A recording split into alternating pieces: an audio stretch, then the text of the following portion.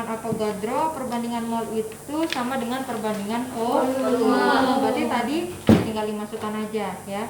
Sehingga di sini bisa perbandingannya di sini perbandingan NO2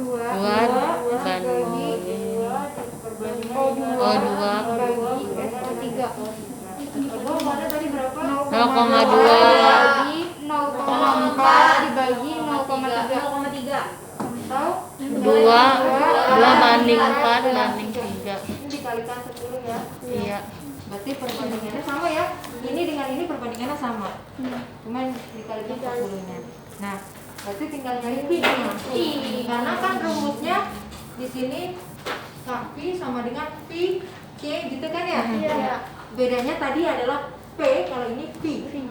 Ya. Iya. Pi C kuadrat ya, di situ kan rumusnya pi C P pangkat P ya, pi C pangkat P gitu ya.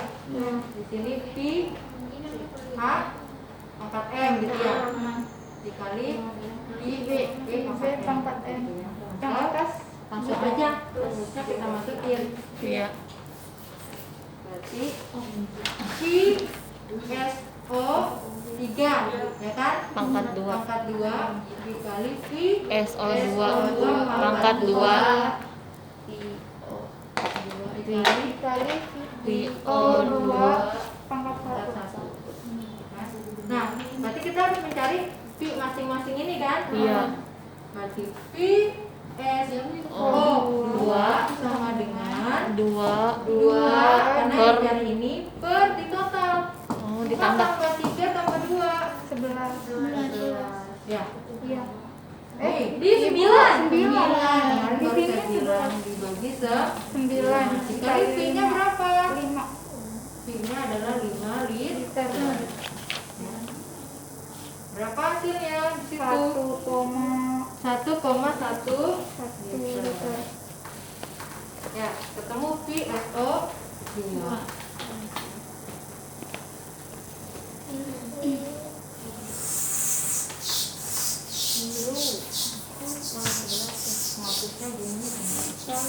Kamu kerjaan urusan jam berapa? Taruh ya? Pi O 2 berapa? 4 per 9 2,2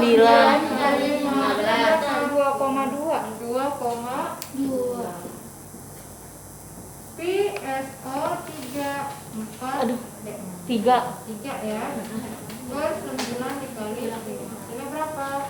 1,6 liter ya. Sehingga kamu bisa masukkan ke dalam rumus, tapi ya dimasukin ini ya. Berarti berapa? 5 1,6 pangkat 2 bagi berapa?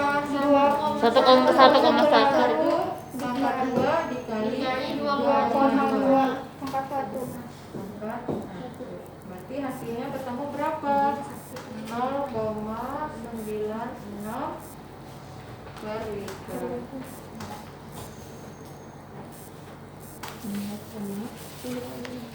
Atau boleh ditulis liter pangkat minus 1 dan satuannya L.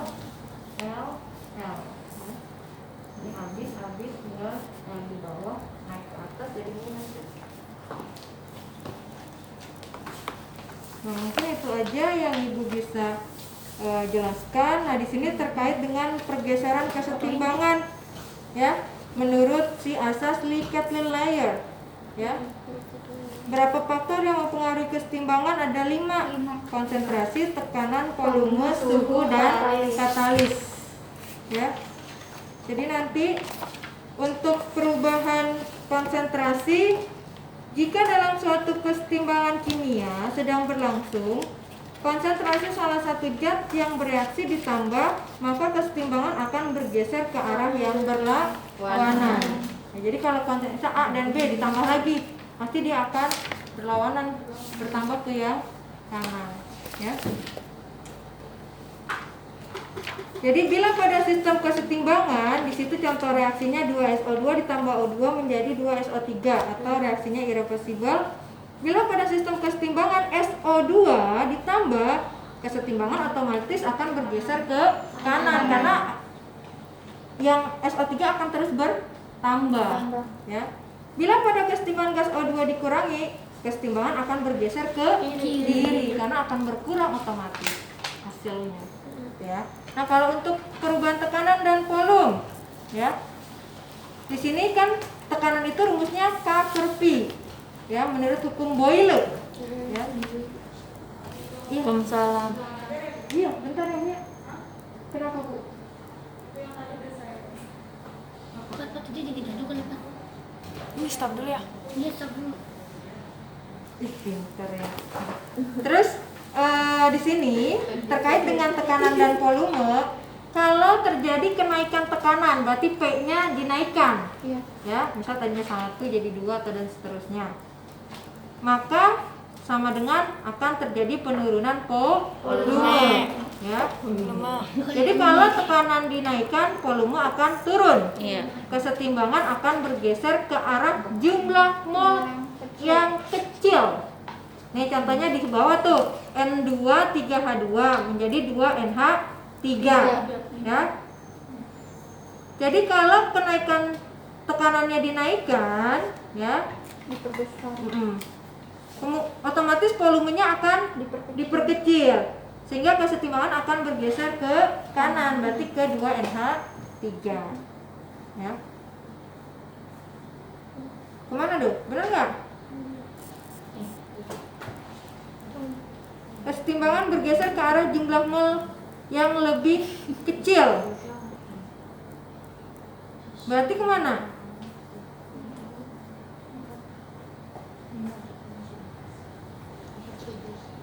Benar nggak? Benar, ke kanan. Ya, karena kan jumlah mol dijumlah koefisiennya ya, nggak cuma satu zat kan. Kalau di bawah itu koefisiennya ada 3, yang di kanan cuma 2, ya kan? Ya. Terus kalau tekanannya diturunkan, volumenya udah otomatis naik. Ya, kesetimbangan akan bergeser ke arah jumlah mol yang lebih besar. Jumlah mol dapat diketahui dari koefisien reaksi pada reaksi kesetimbangan. Berarti akan ke kiri. Iya. Ya kan? Karena di koefisien besarnya ada 3 sama 1, 4 ya kan? Ya kan, bener nggak? Ya. Ini kamu lihat. Di sini kan koefisiennya cuma 2 yang di kanan. Iya. Di kiri aja ini H punya 3, N punya 1, berarti totalnya 4. Ya kan?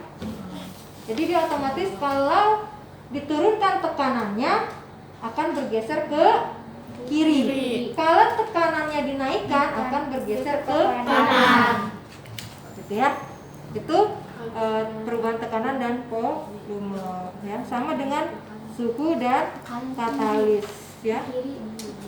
Mungkin ini bisa kalian baca ya, kesetimbangan kimia dalam industri ya. Ini ada proses kontak, ada proses Haber-Bosch ya, ini kalau di industri ya. Oh, kalau tekanan diperbesar itu dia kesetimbangan kanan, tapi sebaliknya. Iya, sebaliknya ya.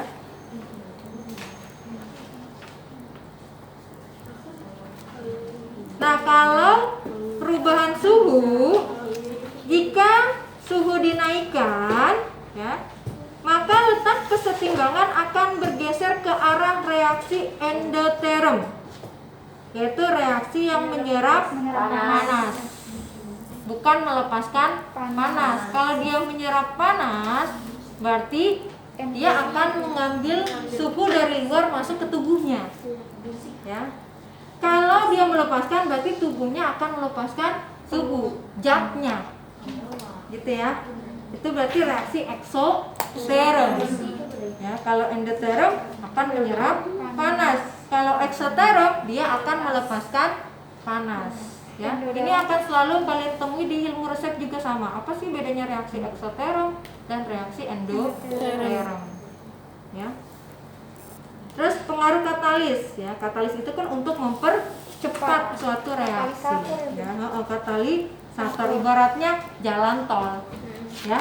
Kalau kamu lewat jalan tidak berbayar, mungkin untuk nyampe Bandung 10 jam. Tapi kalau kamu lewat jalan tol 2 jam 3 jam mungkin sampai gitu.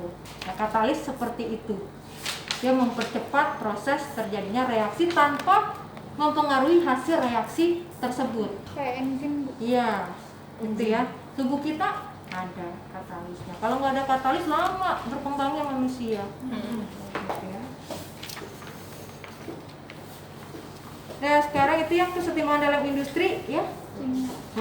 Jadi dalam kimia kesetimbangan itu juga banyak digunakan dalam dunia industri karena tujuannya apa? Untuk mempercepat proses reaksi, ya, dan lebih ekonomis, ya kan? Sekarang mah teknologi dalam industri sangat dibutuhkan. Kenapa? Kalau dulu prosesnya butuh lama, sekarang dengan adanya kemajuan teknologi itu akan mempersingkat. Efektif. Iya, lebih efektif, Efisien. pengeluaran biayanya juga lebih hemat.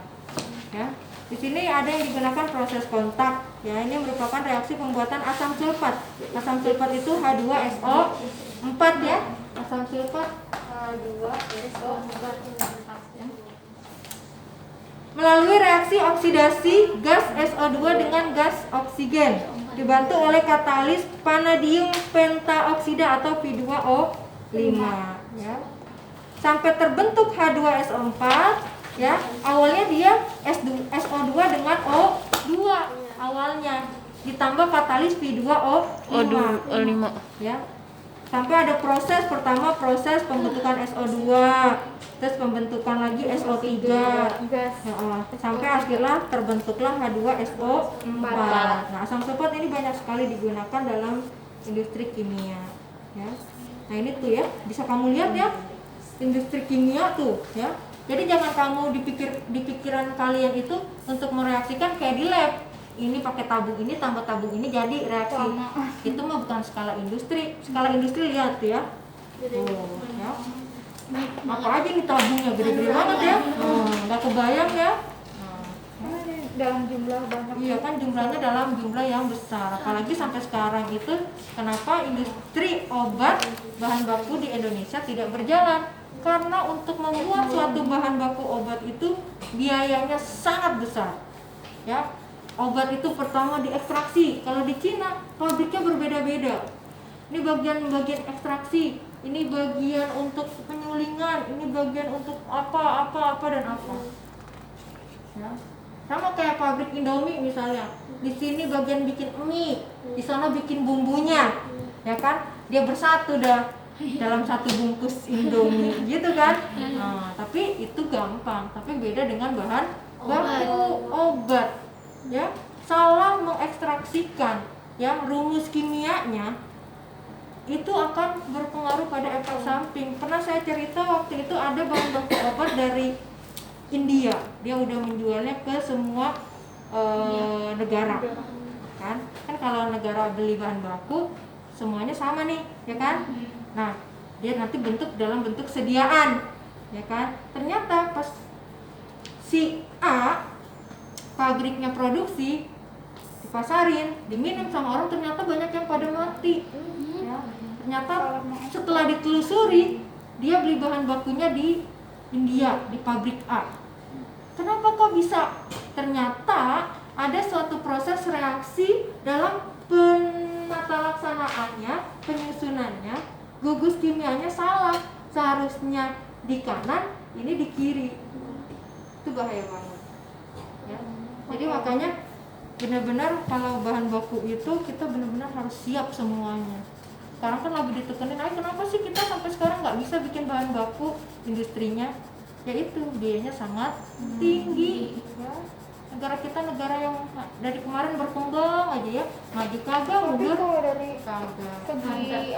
segi teknologi pengobatan produksi obat di Indonesia udah maju belum? Sampai sekarang belum. Kita masih tetap ya, makanya ya kayak sekarang negara luar udah bikin vaksin bla bla bla ya, kita sibuk bikin jamu kalung ya kan. Ntar ujung-ujungnya apa? Kita membutuhkan vaksin dari luar negeri, membeli, akhirnya kita ketergantungan impor gitu ya. Sampai sini ada yang bertanya?